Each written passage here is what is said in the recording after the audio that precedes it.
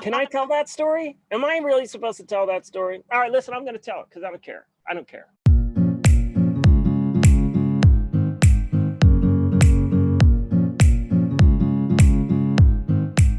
Hello, everyone, and welcome to a new episode of Freedom Project TV.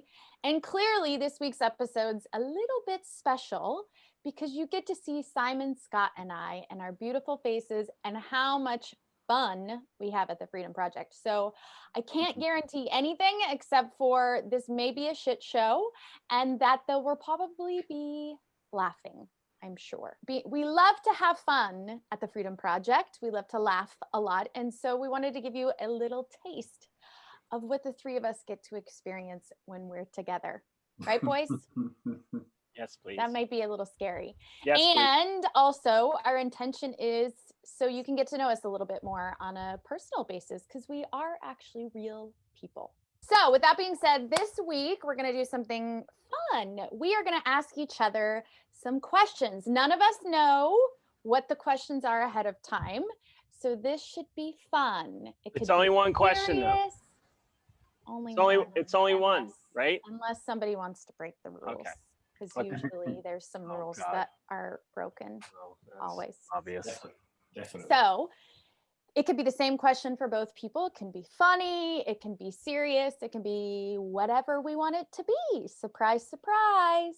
All right. So I, the breath queen, am going to go Here we go. first. I am going to ask my favorite two men in the world some questions so you can really get to know them. All right. I am going to go with Simon first, and I'm going to break the rules. I'm going to ask two, but the first one's going to be a short answer. The second one can be the longer answer. Okay? Oh, don't tell him that. We'll be here for a month. All right. First question is, drum roll. What is your biggest fear? Short answer. Answering questions. Next question. Great. You said it was a short answer. That's his. No, give us a real answer. That's his answer. We discussed this. What was the question again? What is your biggest fear? I refer to my previous answer. The You should. I think it should be left. biggest fear. Wow. I don't actually know. You got me, Em. Biggest fear. I mean, I have several. Drowning. How about that? Drowning. All right. That is a theme that crops up in my dreams and with my, my own breathing issue. Gotcha. Okay. Around not being able to breathe in. Well, now the audience knows something new they never knew about you. Second question. Ready. Drum roll, please. What is your most favorite memory of Gabby? I did this just yesterday, and obviously there are many, and this was, and actually you'll know exactly where we are. It was on my dad's yacht, which I became the captain of. Perfect. And we were anchored off the islands, the Ile de la Rhin, off Cannes in the south of France. And it was just the two of us there. We'd stayed longer than we should do, and just sitting in the sunshine with a bottle of rosé, a baguette, some chicken, some tomatoes, some mozzarella cheese, and some olive oil, and a bit of music, and just total happiness. Yeah. That is a beautiful answer. Thank you for sharing. We love Gabby. Mwah. We love you, Gabby. Thank you, Sai, for letting us. Not a million miles away from where you two did something. All right. Thank you, sir. Thank you, our token English gentleman. Now we will go to the Philly gentleman, I guess we could say. Can you unmute yourself, please, darling? Oh, I'm allowed to talk now? Yes. Okay. Two questions. First one, short answer. Second one could be longer. All right. You ready? Yes. What is your biggest fear? My biggest fear would be that I get on a catamaran with Simon and he claims that he's the captain, when clearly I am. My biggest fear, wow. It's not so much anymore. It used to be a really big one, that I would in some way lose you, Simon. Now, I mean, my dear, sweet honey, in some which way. Not that you would ever leave me, I know that, but I would lose you in some way, and I would have to go through this world without you. That is probably still my biggest fear. Wow. And begin. I'm ready Yeah. for question number 2. Okay. Second question. What is your most embarrassing / funniest memory of yourself? Oh God, seriously? I don't know if I can tell that story. Can I tell that story? Am I really supposed to tell that story? All right, listen, I'm going to tell it because I don't care. I don't care. And everybody's done it except Christine. Inside joke. Sorry, people. The day that the turtle popped out. The turtle popped out of its shell. Wink, wink. No, I have to be more. This is like, people are going to watch this. So I don't care. I'm a real live human being, and I've had this, and I pooped myself. You want me to keep going? No, that's good, right? Okay, yeah. The day I pooped myself. It was a long time ago, though. It was a pretty inconvenient location. Very inconvenient location. What, in your trousers? Well, obviously, I didn't poop on the floor in an arcade. Simon. I don't know. I think there might have been some leakage. Like some dribbling. But listen, everybody's done it. Okay, I am. And there's all a lot done. more to the story. There's a lot more. Stay tuned. Oh my God. And it is one of the funniest things ever. It is. Ever. We'll save that for next time. Yes, maybe we shall. So, honey, Yes. It is your turn. We are open. Okay, I shall ask Simon one question. Who of all the people that have gone through Beyond Limits has had the most impact on you? Oh, pretty good, huh? Pretty good. Wow, they're all extraordinary people, aren't they? I mean, absolutely incredible. I don't want to say the most because there isn't a most. All have had huge impacts in their own unique way. But I think I'm going to go with the most recent because I had the most amazing call with Ninja, aka Suzanne. We had 2 amazing calls this week, and just watching her get to that point of fear, resistance, a little glimmer of comprehension, and then getting a breakthrough, and then 2 days later coming back and working at it again and just seeing the lights go on. Her whole face change, just the whole posture change, and just inspired by her courageousness to keep coming back when I know inside she is terrified and just scared of the unknown and still going for it. And then getting a message a day later going, oh my God, I am just in gratitude, in love with everyone, and just the world is different today. That's a good answer, buddy. All right, let me see if I have another question for my dear, sweet English gentleman. If you could be like any American gentleman who pooped himself. No, that's not my question. If you could live anywhere in the world, where would that be? I was thinking about this yesterday. It would be currently somewhere I know but don't know brilliantly. It would be the Caribbean islands on a boat. I knew that answer. And I'm the captain, only captain. That is unheard of. Absolutely not true. Okay, very good. So, my dearest M, what is the most impactful moment of your life? And you can't use kids. Wow. Well, I would have to say Indian Wells in a walking meditation. Because when I had that moment, my entire life changed. And I was met right after that moment by the love of my life. I didn't know at the time, but you were the first person to walk up to me right after that happened. And I remember after it happened, I just kept saying, oh my God, it's real. It's really real. It's really real. I'd been doing these meditations for almost a year and nothing like crazy, and you doubt, you don't know if you're just making stuff up in your mind or if it's real.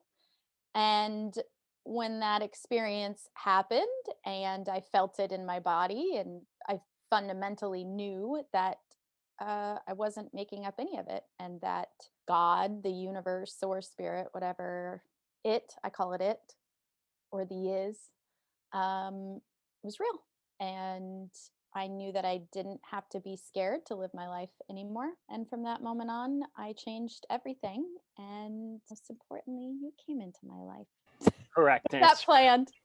Correct answer. All right. So my other question for you is, what was your scariest 5D moment? Wow, that's a great question. That is a great Scariest. Well, the first thing that comes to mind is when another very impactful moment, I was under a Lucia light and I pretty much died. But I had to make the decision to die. So like right at that moment is incredibly terrifying, because I remember saying to myself, okay, I may not come back from this, and that's okay. And I'll just keep going to the other side. And it was a the deepest surrender probably I've ever had in my life, probably even more than other experiences you would think. But that moment, that's the first one that comes to mind. So I'm going with that. It was a total, complete surrender of I may die, and I'm just going to go for it and see what happens. And I did die, and I came back. All right, Si, you're up, bro. Okay. Bring So it. this one is for Scott. So the first question is, why do you find it so hard to ski on European snow? Because I didn't have my skis. And it's not snow, it's ice. So there. Okay. I can't accept that answer, but it's what we've got to work with. So it is what we have to work with. No, it's what you have to work with. Unless we were all fine. We were all fine. There was a lot of fuss, changing the skis 3 times. Anyway, moving on to my next question. Yes. Very disappointing, the Alps. When you are in the dark moments at the bottom of the pit, what do you use to first grasp onto to remember that you can get out of it? Well, let us see. Well, I have this thing that definitely likes to pull me down into the pit, but I generally have to use this thing to start to pull me up. So how I do that is I try to remember. I try to remember situations that I have come out of before. That's the first thing I'll reach for, is remembering powerful moments of being in the pit and coming out.